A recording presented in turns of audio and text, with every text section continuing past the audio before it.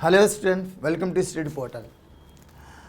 English literature में जो drama part है उस ड्रामा की एक फॉर्म है जिसका नाम है the Fars.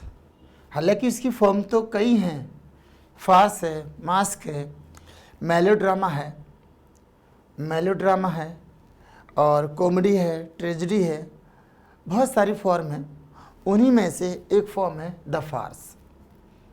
The Fars, farce क्या होता है, ये लिटरेचर में क्या मीनिंग है, इसका क्या होता है, इस बारे में हमारी पूरी डिस्कस होगी। तो इसमें अगर आपको ये पिक्चर दिख रहे हैं, इन पिक्चर्स को ध्यान से देखिए। ये पिक्चर क्या कहना चाह रहे हैं? अगर आप इन पिक्चर्स को ध्यान से देख रहे हैं तो आपको पता चलेगा कि ये इन पिक्चर्स में कुछ लोग कुछ ऐसी एक्टिविटी कर रहे हैं, कुछ ऐसे एक्टिविटीज़ कर रहे हैं जिनको देखकर हम कहीं ना कहीं हमें लाफिंग फीलिंग आती है, हंसने की फीलिंग आती है। तो जो हंसने की फीलिंग आ रही है तो वो किस वजह से आ रही है? इनकी एक्टिविटी से। इस पिक्चर में देखिए, दो पर्सन आपस में लड़ रहे हैं, ये इनको अलग खींच रहे हैं, ये इनको अलग खींच रहे हैं। तो इनकी इस एक्टिविटीज़ को देखकर कहीं ना कहीं ऑडियंस को, कहीं ना कहीं दर्शक को, जो व्यूअर है, उनको हंसी आ रही है उनकी इस एक्टिविटीज़ को देखकर। इसमें देखिए वही चीज़ ये है कि इस पर्सन में और इस पर्सन में आपस में इस तरह की एक झगड़े टाइप का केस चल रहा है या कुछ भी। हालांकि ऐसा नहीं है, लेकिन इनकी एक दूसरे को पकड़ना, खींचना या किसी मोटिव की वजह से कोई भी काम करना, लेकिन इनको देखने वाले कौन है? ऑडियंस। हम ऑडियंस देख रहे हैं, तो इनकी आपस में हो सकती है कैसे भी, लेकिन इनका ये जो इतनी देर से ये इनका जो प्ले चल रहा है, जो भी इनका ये सीन है, वो ऑडियंस को तो हंसी ही दिला रहा, ऑडियंस को एक तरह से खुशी दे रहा। ऐसे ही दिस पिक्चर, ये भी पिक्चर उसी कैटेगरी का है। सेम कि ये पर्सन आपस में कुछ न कुछ इस तरह की एक्टिविटीज़ कर रहे हैं, इस तरह की एक्टिविटीज़ कर रहे हैं कि ये आपस में इनकी एक्टिविटीज़ को देखकर जो ऑडियंस है वो इम्प्रेस है, और कुछ समझे ना समझे, बस इनकी इस एक्टिविटी को देखकर ऑडियंस को हंसी जरूर आ रही है। तो इसमें भी वही चीज़, वही इसमें। तो ये सब क्या है? ये सब है, इन सबको बोलते हैं, इस पूरे प्ले को कहते हैं द फार्स। फार्स क्या होता है? फार्स क्या होता है? तो फार्स का मतलब होता है कि जो एक ऐसा मनोरंजन करना, ऐसी एक्टिविटीज़ करना जिसको देखकर सामने वाला खुश हो जाए, उसे अच्छी फीलिंग आए, उसे देखकर उसका इंटरेस्ट बढ़े और वो खुश हो जाए। तो इंग्लिश लिटरेचर में द फार्स, एलिजाबेथन टाइम पर, उस समय पर क्या हुआ कि लोअर क्लास जो होते थे, जैसे कि विलेज, गांव जो भी होते थे, या टाउन में दूर दराज, तो लोग अपने इंटरटेनमेंट के लिए वो क्या करते थे कि कुछ लोग अपने ही आपस में कुछ एक्टिविटीज़ करते थे। उन एक्टिविटीज़ को देखकर जो लोअर क्लास के लोग थे खुश हो जाते थे। आज भी कुछ समय तक, करीबन 10-20 साल पहले तक ऐसा भी होता रहा है कि हमारे यहाँ नौटंकी वगैरह होती रही, तो उनको देख के ऐसी एक्टिविटीज़ करते थे कि गांव के लोग बड़ा खुश हो जाते थे और उनको इंटरेस्ट आता था। तो ऐसी ही जो पॉइंट है, ऐसा ही जो एक्टिविटीज़ है इंग्लैंड में एलिजाबेथन टाइम पर ही चलते थे। इंग्लैंड में एलिजाबेथन टाइम पर भी चलते थे और इनको वहाँ खेला जाता था, प्ले कराया जाता था, और लोअर क्लास के लोग जो अपने क्षेत्र में इनको करवाते थे तो इससे खुश होते थे, एक तरीके से उनका एक माइंड रिफ्रेशिंग हो जाती थी और अपने डेली लाइफ में चल देते थे। तो ये द फार्स है, ये जो फार्स है ये वही है। तो अब हम इसको डिटेल में लिटरली समझेंगे कि ये क्या है और इस पर क्या क्या होता है।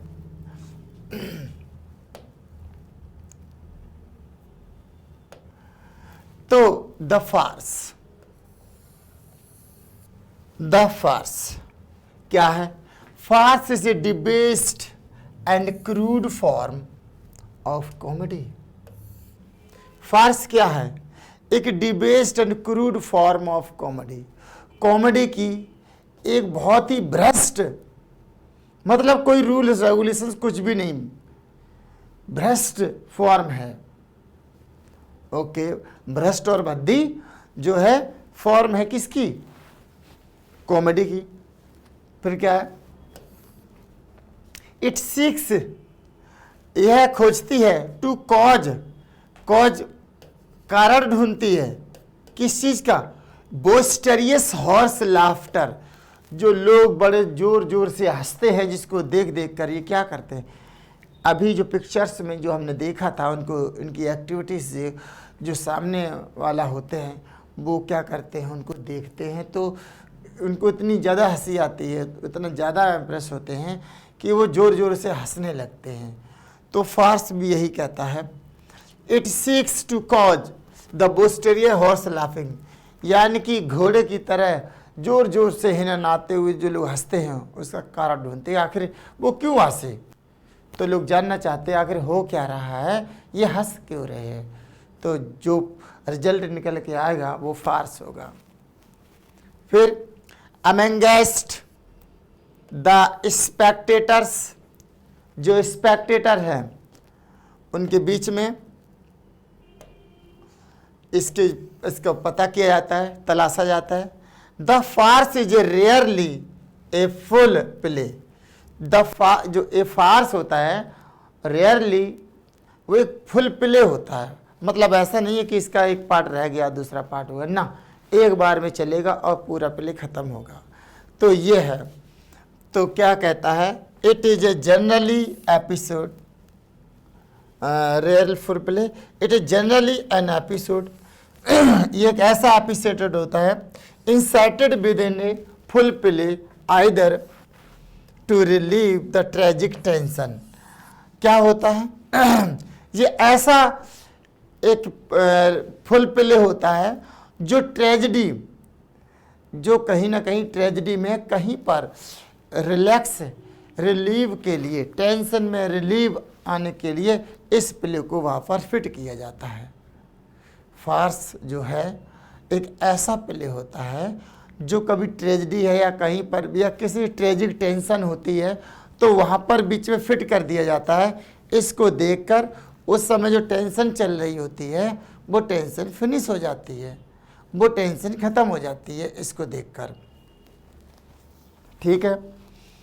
और to please the lower class, important point यहाँ है लोअर क्लास।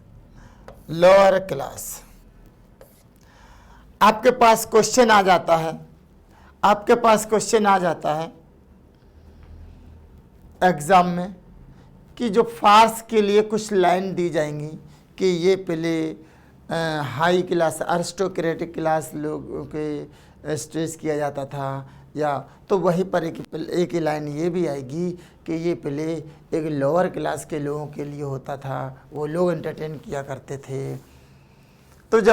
तो आपका आंसर यही होगा कि जो फार्स होता है वो लोअर क्लास के लोग अपने एंटरटेनमेंट के लिए ये कराया करते थे, एक तरीके से नौटंकी है।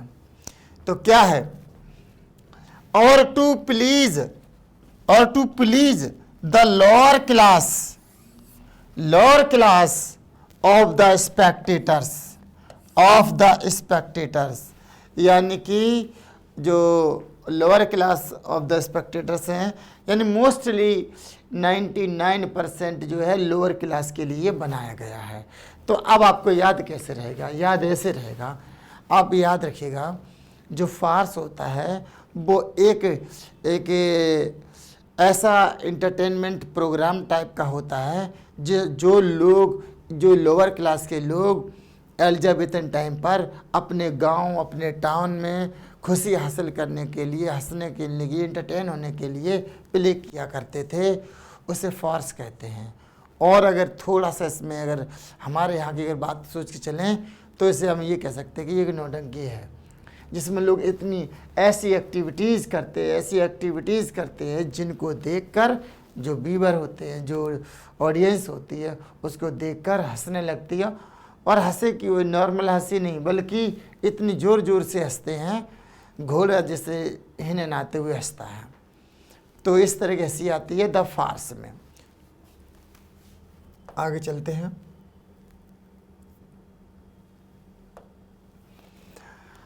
इट प्रूव्स, क्या होता है? इट प्रूव्स, ये प्रूव करता है द ऑडियंस को टू सिंपल हार्टली लाफ्टर। ये क्या करते हैं कि ये ऑडियंस को सिंपली तौर पर, कोई विशेष बात नहीं होती उनके हंसने की, ये सिंपली तौर पर उनको खुश कर देते हैं, दिल से खुश होते हैं। जो लोअर क्लास के पीपल देखते हैं तो वो लोअर क्लास कोई स्पेशल थिंग्स की तरफ नहीं जाते, बल्कि वो केवल उनको देखा एक अजीब से स्ट्रेंज एक्टिविटी और खुश हो गए, एक नेचुरली तरीक़े से खुश होते हैं। तो ये फार्स का मोटिव भी यही होता है कि जो ऑडियंस हैं उनको नेचुरली की तरीके से ही खुश किया जाए। क्या है फिर इसके? It makes no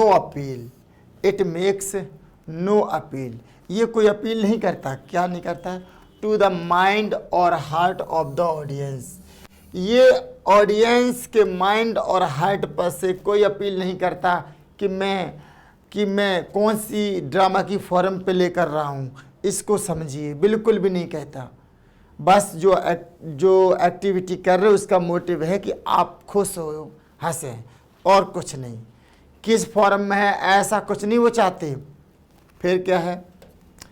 it only tickles their eyes and years, ये केवल अपने आँखों और कानों से ही टिकल्स करते हैं, अपनी बॉडी लैंग्वेज से ही एक्टिविटीज़ ऐसे करते हैं कि सामने वाले जो ऑडियंस होते हैं इनकी एक्टिविटीज़ को देखकर इम्प्रेस हो जाते हैं। फिर क्या होता है? देयरफॉर, इसलिए the characters and situations, characters जो होते हैं इसमें और उनके जो सिचुएशंस होती हैं in the farce have no semblance to real life. मतलब ये कहना चाहते हैं कि इनका रियल लाइफ से कोई कनेक्शन नहीं होता है, कि जो भी वहाँ पर एक्टिविटी, कोई कॉमेडी दिखाई जाएगी, कोई ऐसी एक्टिविटी की जाएगी जिससे आप खुश हो जाएं, तो वो ये कभी नहीं कहते कि ये इसका संबंध आपकी रियल लाइफ से है। ऐसा कुछ नहीं होता है। वो जस्ट एक एक्टिविटी है जो कि नेचुरली कोई उसे देखकर खुश हो सकता है, तो लाइफ से ये जोड़कर नहीं देखते उसे। The characters are mere caricatures, तो कैरेक्टर जो होते हैं इसके कुछ भी नहीं, केवल और केवल एक रोल प्ले करने वाले एक्टर्स हैं और कुछ भी नहीं है। कोई स्पेशल पॉइंट नहीं, स्पेशल क्वालिटी नहीं उनके अंदर, बस अपनी इस तरह की मूर्खतापूर्ण एक्टिविटी उनकी होगी जाने अनजाने में, जिसका प्रभाव एक हंसी के रूप में ऑडियंस से आएगा। ओके, नेक्स्ट है, आगे क्या है? The characters are highly exaggerated, the highly exaggerated placed into improbable and ludicrous situation and make free use of broad and verbal humor and physical horseplay। तो कैरेक्टर्स क्या होते हैं? हाईली एक्साग्रेटेड होते हैं। क्या पता उन ऐसा होता है, एक्सक्रेशन हो जाते हैं, मतलब अग्रेसिव भी हो जाते हैं, एक दूसरे पर इतना चिल्लाएंगे, हो सकता है कि उसे मारने के लिए कोई वेपन ही उठा लें। पीटने के लिए वेपन ही उठा लें या कुछ भी जिससे ऐसा लगे कि ये इसे मार ही देगा, पर उसकी ये एक्टिविटीज भी हमें हंसी ही दिलाएगी। ये कहते हैं कि जो कैरेक्टर हैं वो हाईली एक्सग्रेटेड हो जाते हैं, इतने ज़्यादा एक्सग्रेटेड हो जाते हैं कि ये ही लग ही रहा होता है कि एक दूसरे की जान लेकर ही रहेंगे, पर इसमें ट्रेजिक फीलिंग नहीं आती है। ट्रेजिक फीलिंग बिल्कुल भी नहीं आएगी, देखते ही ऐसा लगेगा हंसी से लोटपोट हो जाओ, पर वो एक दूसरे को इस तरह से ही रिएक्शन दे रहे होंगे। प्लेस्ड इन प्रॉपरेबल, लुडिक्रस, एक भद्दी सिचुएशन पैदा कर देते हैं। ट्रेजेडी की तरह बैलेंस लेकर नहीं चलते, ये पता नहीं कब जाकर कौन सी एक्टिविटी किसके साथ कर दें, जबकि ट्रेजेडी में बैलेंस सिचुएशन चलती है, लाइफ से जोड़कर देखते हैं, इनको लाइफ से जोड़कर नहीं देखते हैं।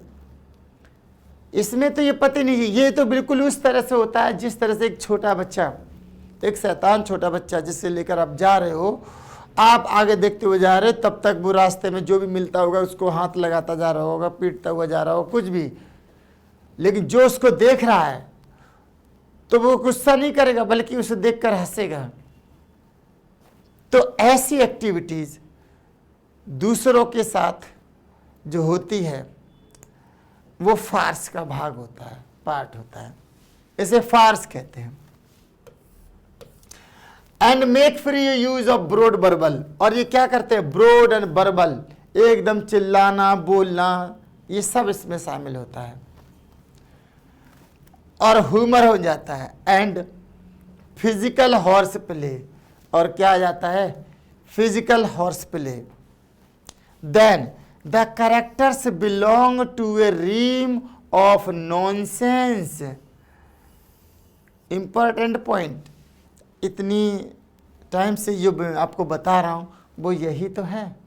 जो कैरेक्टर्स होते हैं वो क्या होते हैं, एक रीम ऑफ नॉनसेंस से जुड़े होते हैं। मोस्टली 99% इसमें मूर्खतापूर्ण एक्टिंग होती है, यानी नॉनसेंस पोजीशन से जुड़े होते हैं। कोई भी थिंकेबल नहीं होता, कोई भी थिंक नहीं करता, सीरियस तो होता ही नहीं। सीरियसनेस तो यहाँ तो कोसों दूर है ही नहीं, जबकि ट्रेजेडी में ऐसा होता है। लेकिन यहाँ रीम ऑफ नॉनसेंस, यानी कि each character follow this step, कहीं ना कहीं उसकी एक्टिविटी इस तरह की होगी, कहीं ना कहीं उसकी एक्टिविटी इस तरह की होगी कि जो नॉनसेंस का सिंबल होगा, पर उसकी नॉनसेंसनेस देखकर जो ऑडियंस होती है उसको हंसी आ जाती है, उनका एंटरटेन हो जाता है। द लीडिंग कैरेक्टर्स, जो उसमें लीडिंग कैरेक्टर होता है, जो लीडिंग कैरेक्टर होता है वो क्या करता है, the leading characters resort to elaborate and deception and impersonation. जो लीडिंग कैरेक्टर, भाई फार्स है, अगर कोई भी एक प्ले है उसको लीड करने वाले कैरेक्टर भी तो होते हैं, बिल्कुल।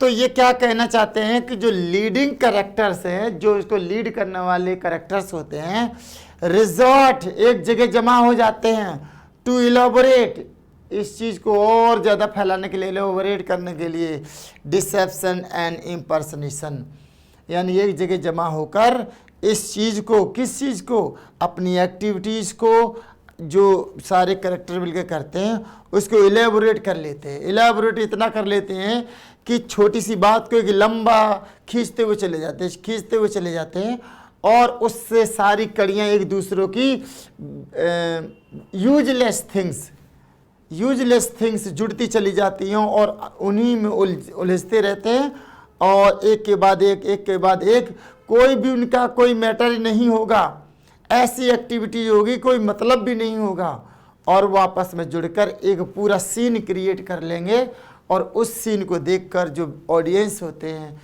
जो व्यूअर होते हैं, वो सभी के सभी खुश हो जाते हैं, इंटरटेन होते हैं और एकदम से जोर जोर से हंसते हैं। ना भी हंसे तो भी आप हंसोगे ही, ऐसी एक्टिविटी करते हैं। तो ये फार्स की बात है, और ये फार्स इंटरटेनमेंट जिसका है वो है लोअर क्लास। याद रखना होगा, इंग्लिश लिटरेचर की ये ड्रामा जो पार्ट होता है, उस ड्रामा की एक फॉर्म है जिसका नाम है द फार्स। और द फार्स क्या होता है, एक लोअर क्लास का इंटरटेनमेंट होता है, जो वो अपने क्षेत्र में अपने यहाँ पर इसको करते हैं और इंटरटेन होते हैं। आगे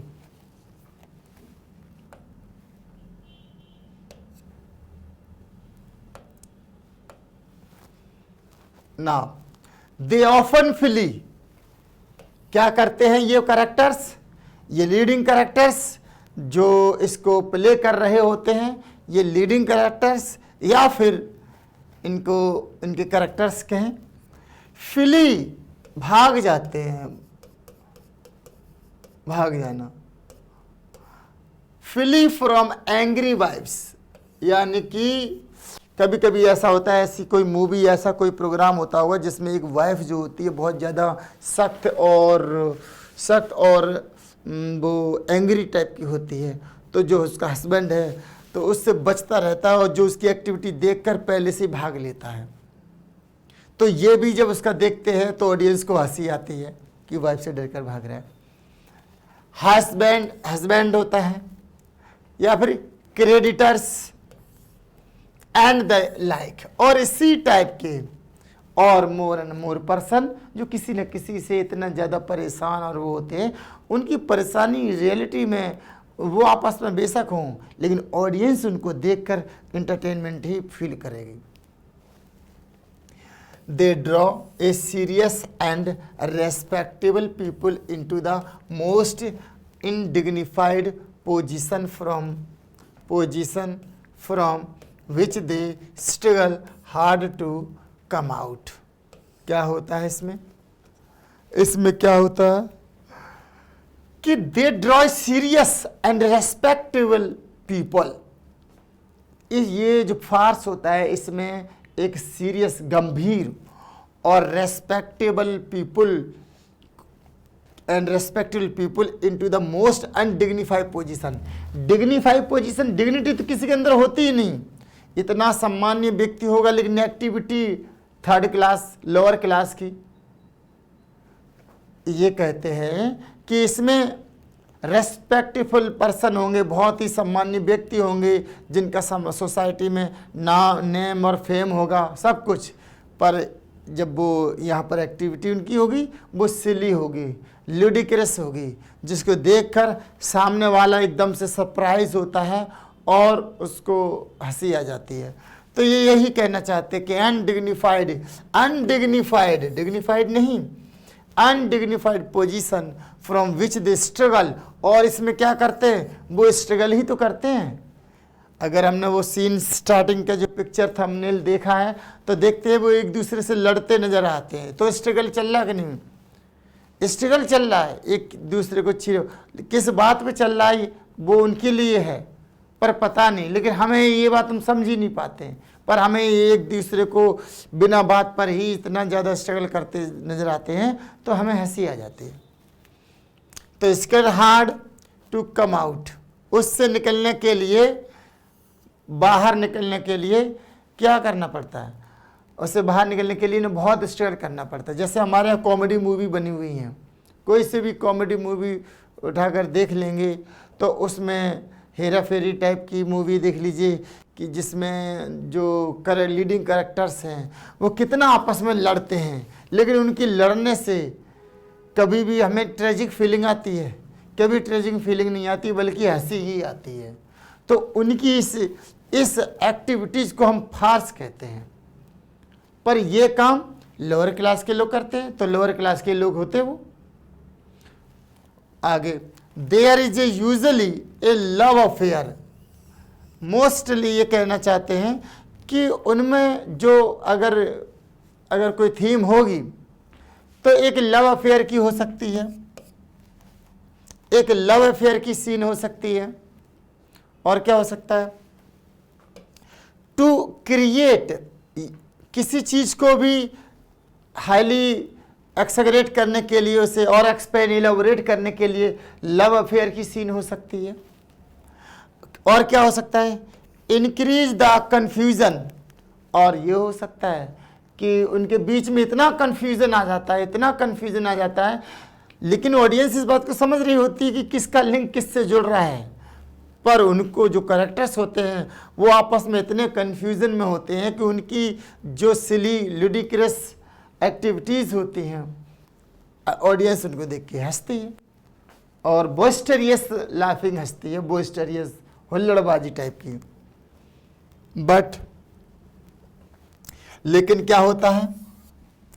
लेकिन at the end all problems, और अंत में क्या होता है? सारी प्रॉब्लम्स जो होती हैं आर एमिकेबली, बड़े ही अच्छे, एम्यूज्ड, बड़े ही अच्छे से सॉल्व्ड, आराम से सॉल्व हो जाती हैं। And nobody comes to any harm, nobody comes to any harm. और इसका मतलब है, और इनमें से कोई भी पर्सन, किसी भी पर्सन को कोई चोट नहीं आती, कोई नुकसान नहीं होता है। लेकिन उनकी एक्टिविटीज से ऐसा ही लगता है कि एक दूसरे को उनको देख के ही मार देंगे, कुछ भी कर देंगे, पर रियल ऐसा कुछ नहीं होता है। पर उनकी इन एक्टिविटीज़ को देखकर हम लोग, जो ऑडियंस होती है, वो बहुत खुश हो जाती है। तो ये सॉल्व्ड, और अंत में ये बिना किसी हार्म के, एक दूसरे को चोट पहुंचाए, सभी हैप्पी एंडिंग आ जाती है।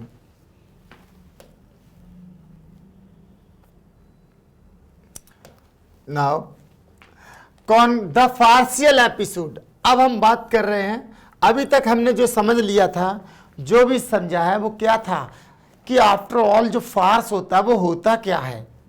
आफ्टर ऑल जो फार्स होता है वो होता क्या है? तो जो अभी तक जो कुछ भी हमने किया वो सब फार्स था। लेकिन अब हम क्या करेंगे कि बहुत सारी क्रिएशन है फार्स पर, बहुत सारे राइटर हैं, तो उन्होंने क्या किया, इसको लिखा। तो कौन कौन किसी भी प्ले में कहीं ना कोई फार्सियल सीन आता है, तो हमें उस पोएम या उस ड्रामा का नाम, अगर उसमें कहीं पर फार्सियल सीन आया, ड्रामा का नाम, ड्रामा लिखने वाले का नाम, और किस तरह का फार्सियल सीन होता है उसकी तो कई बातें होंगी। तो यहाँ पर वही है कि द फार्सियल एपिसोड, जो फार्सियल एपिसोड है, were quite popular in the Elizabethan time. ये कहते हैं कि एलिजाबेथ के टाइम पर बहुत से फार्सियल सीन फेमस थे, पॉपुलर हो गए थे। बहुत से फार्सियल सीन क्यों कहा गया? कि भाई फार्स है वो, और उसी का ही है तो एडजेक्टिव बना दिया फार्सियल सीन। तो टू प्लीज द ग्राउंडलिंग्स। अब ग्राउंडलिंग्स का मतलब ग्राउंड लेवल की हर पर्सन को खुश करना। देखते ही इवन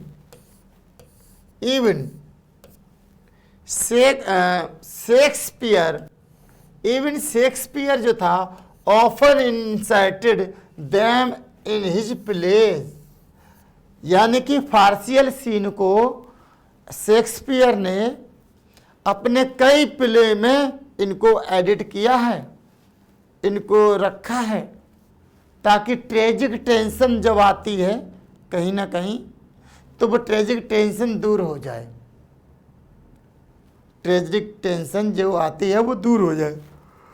तो ये कहते हैं कि इंसर्टेड, इन्होंने इंसर्ट कर दिया। तो अकेले शेक्सपियर नहीं है, बहुत सारे राइटर्स, ड्रामेटिस्ट उस टाइम के हैं जिन्होंने ये काम किया है। तो आगे चलते हैं। तो कौन से सीन में क्या क्या होगा? A midsummer nights dream, Shakespeare का comedy, merry wives Windsor, merry wives Windsor, the taming of the shrew, the taming of the shrew. मतलब ये 3 प्ले, हालांकि और ज़्यादा हैं, ये तीनों प्ले ऐसे प्ले हैं इनके अंदर फार्सियल सीन डाले गए हैं। डालने वाले मतलब शेक्सपियर है। फार्सियल एपिसोड्स, कहीं ना कहीं पर फार्सियल एपिसोड हैं। फिर विद इन देम, इनके अंदर। अब हम बात कर लेते हैं Marlowe's Doctor Faustus. Doctor Faustus, Christopher Marlowe जो कि यूनिवर्सिटी विट्स के, क्रिस्टोफर मार्लो जो कि यूनिवर्सिटी विट्स के मेंबर थे, तो उन्होंने भी डॉक्टर फॉस्टस में एक फार्सियल सीन डाला है जे फार्सियल सीन, है जे फार्सियल सीन। तो जबकि देखा जाए तो ये तो ट्रेजेडी ही लिखते थे, क्रिस्टोफर मार्लो जो थे केवल ट्रेजेडी लिखते थे, लेकिन इन्होंने फिर भी उसमें क्या किया कि एक फार्सियल सीन डाल दिया, एक फार्सियल सीन डाल दिया। किसने? क्रिस्टोफर मार्लो ने। तो ये बिल्कुल भी ज़रूरी नहीं है कि कॉमेडी होगी तो कॉमेडी में ही ये फार्सियल सीन डाले जा सकते हैं। No, never. ट्रेजेडी है भाई, ट्रेजिक सीन तो तभी आएगा जब ट्रेजेडी होगी। तो ट्रेजिक सीन आया तो उसके बाद लोग बहुत ज़्यादा परेशान हो जाते हैं, दुख फीलिंग लेते हैं। तो उनके इस चीज़ को मेमोरी से हटाने के लिए फार्सियल सीन डाल दिए जाते हैं, जिससे वो खुश हो जाएं और अपने हीरो को जिंदा देखकर उनको खुशी मिले और आगे तक देखते रहें। आगे the 17th century, the 17th century, the duke of Buckingham. तो 17th सेंचुरी की जो है duke of Buckingham delighted the London with the rehearsal, with the rehearsal. इसमें तो ड्यूक ऑफ बकिंगम है, तो लंदन को, पूरे लंदन को खुश कर दिया। किससे? The rehearsal. रिहर्सल देखने में लग रहा है रिहर्सल, पर यह क्रिएशन है। इसे लोग देखकर बहुत खुश हुए, पूरा लंदन खुश हुआ इतना। तो इसका मतलब है इसके बहुत डिग्री में इसका एक्टिविटी रही होगी। तो जो फार्स होता है ये वही है, इसमें फार्सियल सीन है, फार्सियल एपिसोड हैं, जिसको देखकर ऑडियंस घोड़े की तरह इतनी जोर जोर से हंसने लगती, बोस्टेरियस लाफिंग हंसती है।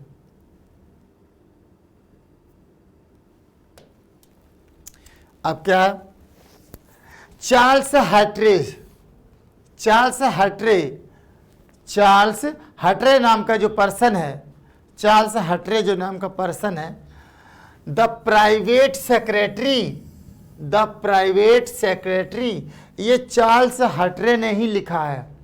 द फार्स है ये, चार्ल्स हटरे ने द प्राइवेट सेक्रेटरी लिखा है।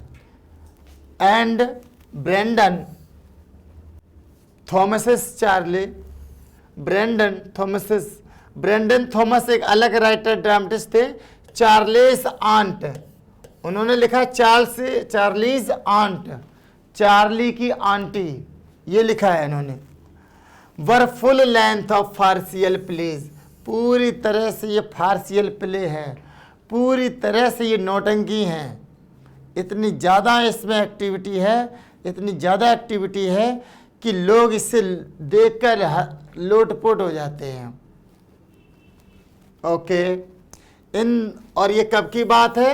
In the Victorian age, in the Victorian age, in the Victorian age. Victoria की बात चल रही है, जो कि हमारे यहाँ की एम्प्रेस बन गई थी 1837 में, 1837 में, जो कि हमारे यहाँ की इंडिया की एम्प्रेस बन गई थी। तो छोड़िए इस चीज़ को।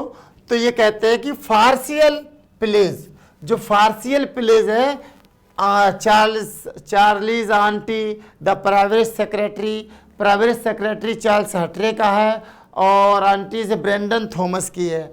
तो ये सब क्या है, ये दोनों के दोनों फार्स हैं जो लोअर क्लास के लोग प्ले करते हैं और वहाँ के जो लोग हैं वो खुश होते हैं, अपने लिए इंटरटेन है इनका और कुछ नहीं। इवन ए ग्रेट ड्रामेटिस्ट, एक ग्रेट ड्रामेटिस्ट भी कौन सा हो सकता है, लाइक जॉर्ज बर्नार्ड शा, लाइक जॉर्ज बर्नार्ड शा, इसका मतलब है जीबी शा, लाइक यानी कि एक ग्रेट ड्रामेटिस्ट जीबी शा, जॉर्ज बर्नार्ड शा, जीबी शा क्या करते हैं, इंसर्टेड फार्सियल सीन, इंसर्टेड फार्सियल सीन, उन्होंने भी क्या किया, एक फार्सियल सीन को इंसर्ट कर दिया, मतलब फिट कर दिया, in his arms and the man, किसमें, देखिए आर्म्स एंड द मैन, तो याद रखना आदमी और हथियार की बात चल रही है इसमें, तो ये किसका प्ले है, जीबी शाह का प्ले है, जीबी शाह का प्ले है, arms and the man, important भी है एग्जाम के पर्पज से। तो आर्म्स एंड द मैन एक फार्सियल प्ले है, मतलब इसे फार्सियल सीन है, एपिसोड है, तो जीबी शाह का है ये। You never can tell, you never can tell, तुम कभी नहीं बता सकते, and Androcles and the lion, GB Shaw के ही हैं ये, जीबी शाह के ही हैं, तो ये भी क्या है, द फार्स हैं, you never can tell me, you never can never वो अलग है, लेकिन ये नेवर कैन टेल मी, तो ये आपका क्या हो जाएगा, ये दोनों फार्स के नाम हैं, Androcles and the lion, Androcles and the lion, ये क्या है, ये फार्स हैं, मतलब नौटंकियां हैं, ये ऐसे एक्टिविटीज वाली जिससे कॉमन पीपल तो अपना एंटरटेन करते हैं। Thus the farce make no artistic, और इस तरह से जो फार्स होता है उसमें कोई विशेष कला की जरूरत नहीं होती है, फार्स में कोई विशेष कला की जरूरत नहीं होती है, और एस्थेटिक अपील, और एस्थेटिक अपील भी जरूरत नहीं है कि हाँ भाई आप इतनी ट्रेनिंग ले लो तब जाकर फार्स एक प्ले बना पाओगे, नेवर। अपसर्ड, लुडिक्रस, जो भी वर्ड आपको भद्दे मिल सकते हैं उसी तरह का बोलते जाइए, एक्टिंग करते जाइए, ऑटोमेटिकली वो आपका परफेक्ट इसमें हो जाएगा। But it has its own importance in its own way, मतलब क्या है, लेकिन इनकी खुद की अपनी एक इम्पोर्टेंस है अपने तरीके से। ये क्यों बनाए गए, जनता को खुशी देने के लिए, ताकि ट्रेजिक टेंशन से दूर हो जाए कुछ देर के लिए ही सही, तो इनका एक अपना अलग स्थान है, द फार्स।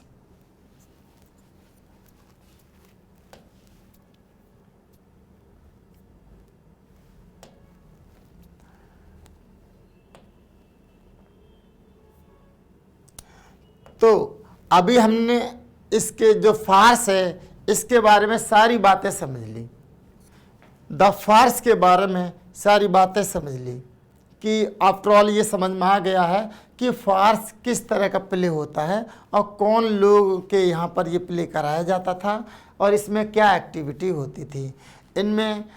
तो और कुछ ट्रेजेडी में भी कहीं ना कहीं फार्स सीन डाला गया है, जैसे क्रिस्टोफर मार्लो ने डॉक्टर फास्टस में डाला है, ऐसे मिडसमर नाइट्स ड्रीम शेक्सपियर की है तो उसमें है ना। तो ये ज़रूरी बिल्कुल भी नहीं कि वो ट्रेजेडी हो या ना हो, तो कहीं ना कहीं किसी न किसी क्रिएशन में फार्सियल सीन डाले गए हैं और इस छोटे से टाइमिंग के इस ड्रामा को ही द फार्स कहते हैं। अब हम लोग क्या करेंगे, इससे रिलेटेड जितने भी क्वेश्चंस हैं मोस्टली कुछ क्वेश्चंस को सॉल्व करेंगे।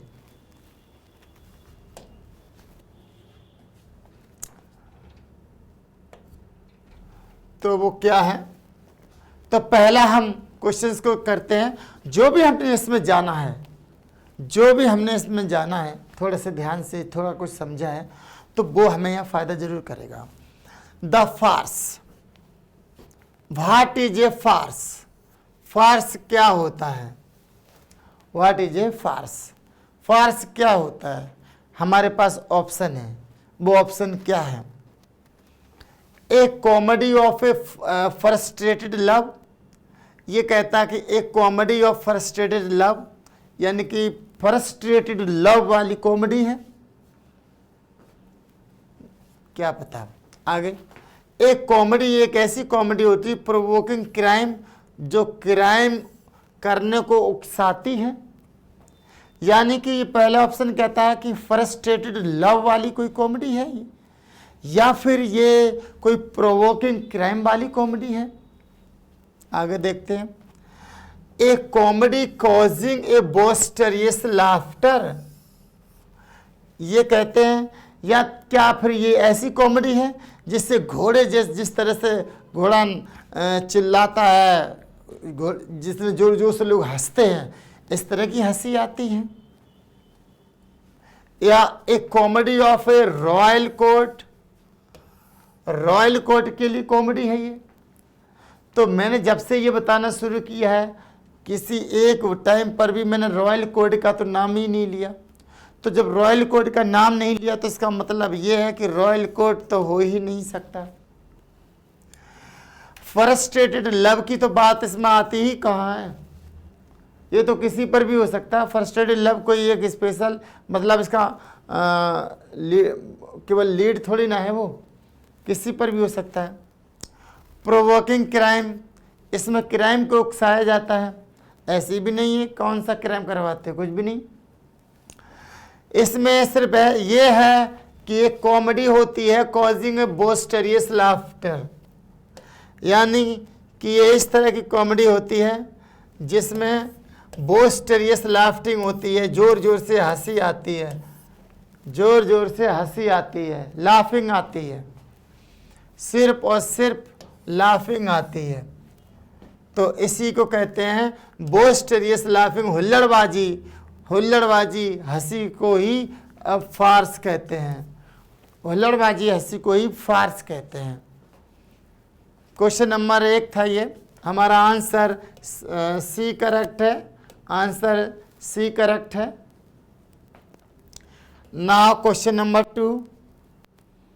क्वेश्चन नंबर 2 क्या कहता है? 2 कहता है कि a farce is specially design to please, यानी कि जो फार्स होता है वो स्पेशली किसको डिजाइन करने के लिए बनाया गया? किसको, मतलब प्लीज करने के लिए डिजाइन किया गया, खुश करने के लिए। रॉयल पीपल, हमने तो बात ही नहीं की रॉयल पीपल को खुश करते हैं।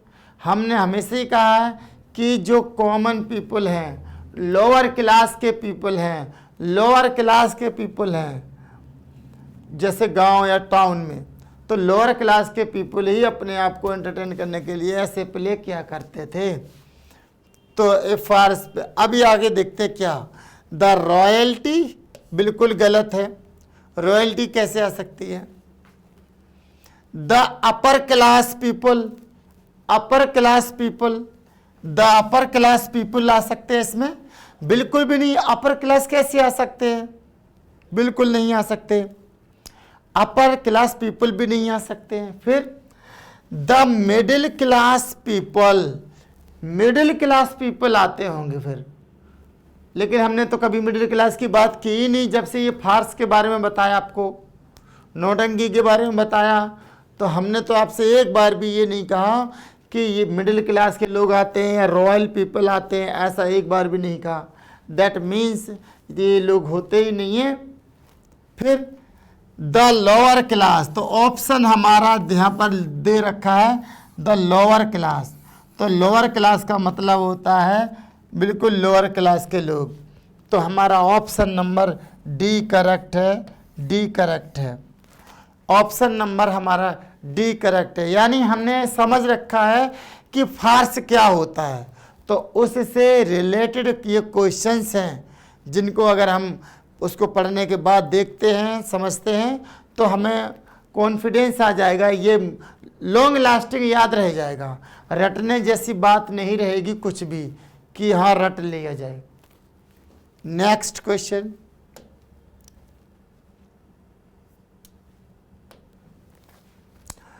क्वेश्चन नंबर 3 क्या कहता है? In which of the following plays, in which of the following plays of Shakespeare do you find a farcical scene? ये कहते हैं कि ये शेक्सपियर के प्ले हैं, ये जो है शेक्सपियर के प्ले हैं, लेकिन इनमें किसी न किसी में एक फार्सियल सीन पड़ा है, एक फार्सियल सीन दिया गया है। तो वो कौन सी क्रिएशन है जिसमें फार्सियल सीन है? तो number 1, 2 gentlemen in Verona, no. A love's लेवर लॉस्ट, बिल्कुल भी ना। द टेम्पेस्ट, ना। Merry wives and Windsor, merry wives and Windsor, यानी कि merry wives and Windsor 2 creation अभी मैंने आपको बताए थे, एक मैरी वाइफ्स एंड विंडसोर और तो उन एक और थी। तो मैरी वाइफ्स विंडसोर में क्या है? एक फार्सियल सीन दिया गया है, फार्सियल सीन दिया गया है जो कि हुल्लड़बाजी करता है, हुल्लड़बाजी करता है। Boisterous laughing.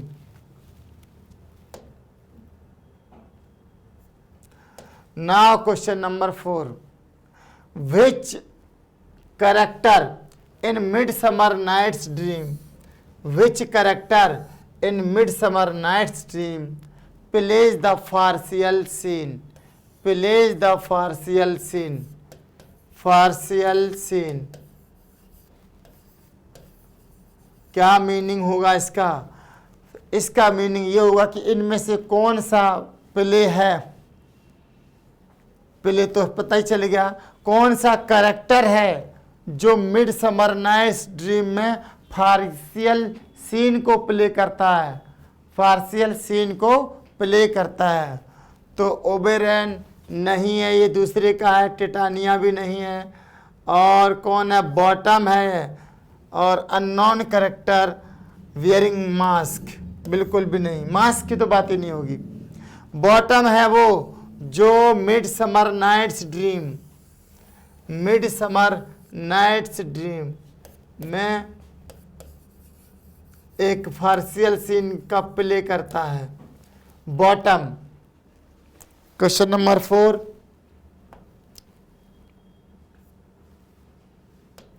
Now question number 5, the private secretary, private secretary is full length farcical play. अभी हम लोगों ने पढ़ रखा था कि प्राइवेट सेक्रेटरी तो किसका प्ले है ये कहना चाहते हैं। The private secretary is full length farcical play, is full length farcical play.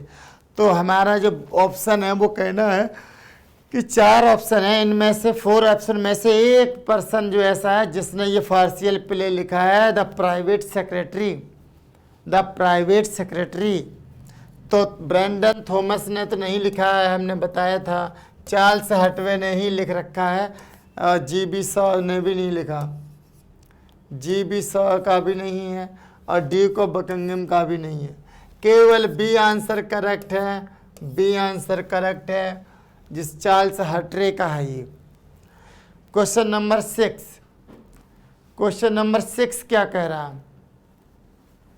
6 कहता हु रोट, किसने लिखा?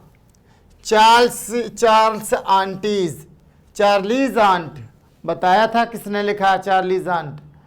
चार्लीज आंट जो फार्सियल प्ले है वो किसने लिखा? फार्सियल प्ले। तो ब्रैंडन थॉमस या फिर चार्ल्स हटरे या फिर चार्लीज चैपलिन, WC फील्ड। तो देखिए WC फील्ड की बात ही नहीं है, चार्ली चैपलिन तो है ही नहीं। चार्ल्स हटरे का तो हमने अभी पहले पढ़ ही लिया। चार्ल्स हटरे ने तो लिखा था प्राइवेट सेक्रेटरी, तो फिर चार्ली की आंटी किसने लिखा? तो ये लिखने वाले का नाम है ब्रैंडन थॉमस। ब्रैंडन थॉमस नाम है इनका। ब्रैंडन थॉमस ने चार्लीज आंट नामक फार्स लिखा।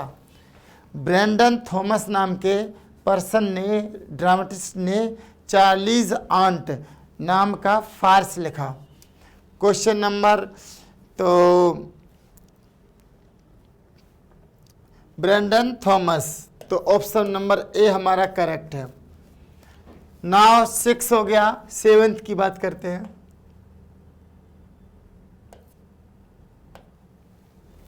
7th क्या कहता है? One of the following place, one of the following place, यानी कि ये 4 प्ले दे रखे इनमें से ऑफ शेक्सपियर के 4 प्ले में से हैज ए फार्सियल सीन, एक में, ये 4 दे रखे, इनमें एक में कहीं ना कहीं किसी न किसी में एक फार्सियल प्ले है, एक फार्सियल सीन है, एपिसोड है। तो वो कौन सा प्ले है जिसमें ये एपिसोड है? तो द 12th नाइट बिल्कुल नहीं, पहले भी बताया था। The taming and shrew,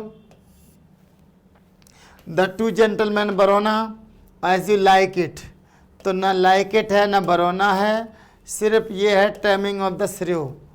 the taming of the श्रेयो नाम का एक प्ले है जो कि मतलब जिसके अंदर शेक्सपियर ने एक फार्सियल एपिसोड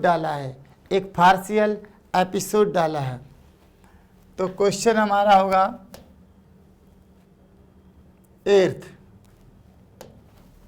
8th होगा, वन ऑफ द फॉलोइंग निम्नलिखित में से प्ले में से जीबी शाह का कौन सा प्ले है जिसमें फार्सियल सीन है? कितनी देर तक बातचीत की थी मैंने पहले ऑप्शन पर? आर्म्स एंड द मैन, तो मतलब क्या है? आर्म्स एंड द मैन ये इनका एक प्ले है। विडवर्स हाउस भी है, द फिलैंडरर भी है और एप्पल कार्ट। तो इसमें कौन सा करेक्ट है? इसमें करेक्ट है ये पहला ऑप्शन,